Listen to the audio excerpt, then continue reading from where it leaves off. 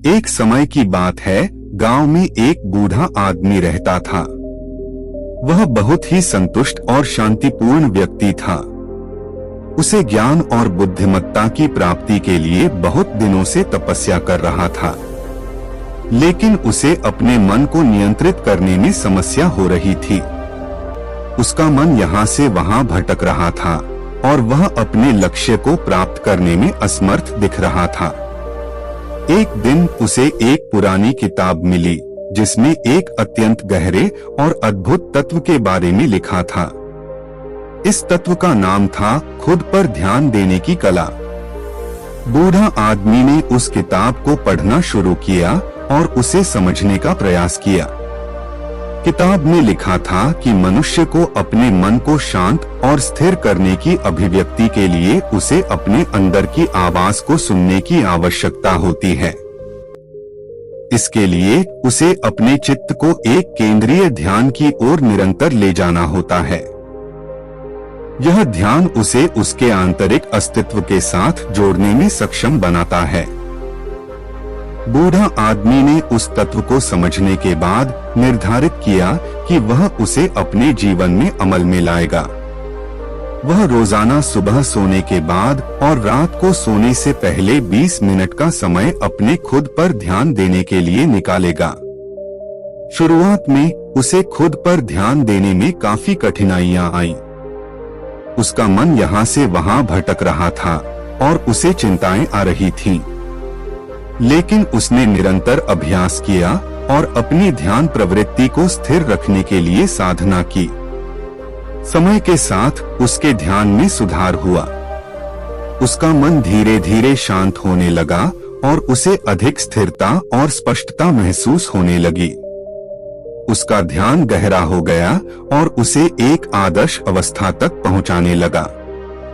जब बूढ़ा आदमी ने अपने मन को संयमित करना सीख लिया तो उसने अपने जीवन में एक नई उच्चता चुनी। उसकी विचारधारा और दृष्टिकोण में बदलाव आया और वह एक प्रकार का आत्मज्ञान प्राप्त कर बैठा। उसे अपने चारों ओर की सुंदरता, स्थिरता और शांति का आनंद मिलने लगा। इस कहानी से हमें यह सीख मिलती है कि मन को शांत और स्थिर करना हमारे जीवन में अत्यंत महत्वपूर्ण है।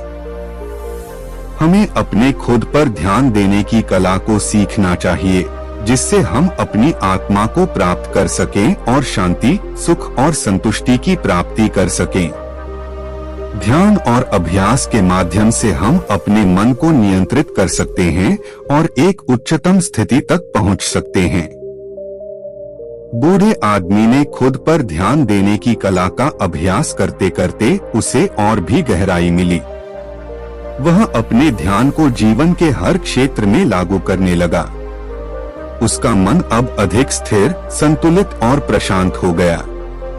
उसने अपने काम में नई प्रतिष्ठा प्राप्त की और उसकी सोच, निर्णय और कार्यवाही में सुधार हुआ।